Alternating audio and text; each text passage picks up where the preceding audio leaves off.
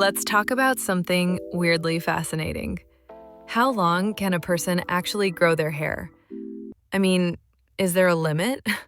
Can it just grow forever like Rapunzel, or does it stop at some point no matter what you do? Well, the truth is, yeah, your hair does have a limit, but it's not the same for everyone. That limit depends on this stage called the anagen phase, which is basically when your hair is actually growing. And here's the thing. Depending on your genetics, that phase can last anywhere from 2 to 7 years. Some rare people even have it last up to 10 years, which is kinda wild. Now, even 2 years is something. That's the minimum. So no matter what, your hair grows for at least 2 years before it falls out and starts over. And since hair grows about half an inch per month, even at the minimum, you can get 12 inches shoulder length without doing anything crazy. Now imagine someone with a 6-year growth phase. That's 36 inches of hair. 3 whole feet. That's thigh length. But here's the catch. Most people never hit their max length. Not 'cause it can't grow, but 'cause it breaks off before it gets there. So if your hair stops at a certain point, it's not stopping. It's just breaking as fast as it grows. That's why some people get waist-length hair easy and others can't get past their shoulders. It's not just genetics, it's how well you protect what you grow. Okay, so let's start with the scalp. That's where everything begins, you know?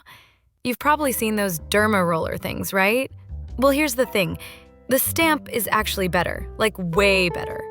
Because the roller, it kind of drags on your skin and can cause little tears. But the stamp, it just presses straight down. Clean, simple.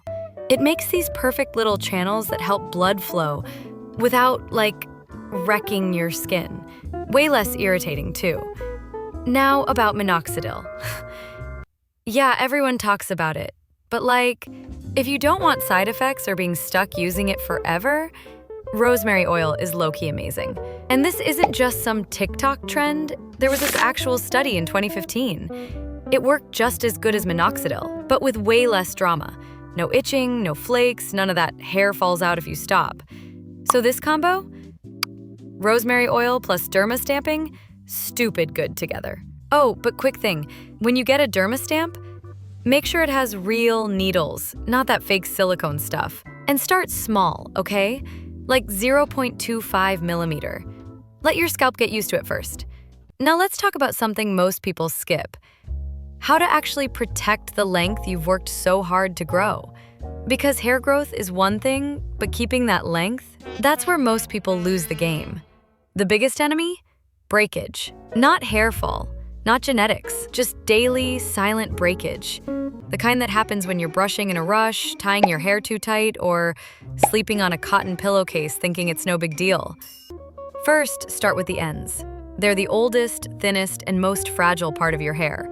If you don't protect them, they'll snap off before you ever see real length. A few drops of lightweight oil like argan, almond, or jojoba on your ends 2 to 3 times a week can make a huge difference. You're not moisturizing, you're sealing. Next, how you detangle matters more than you think. The silent killer? Heat. Straighteners, curlers, blow dryers, they slowly fry your hair.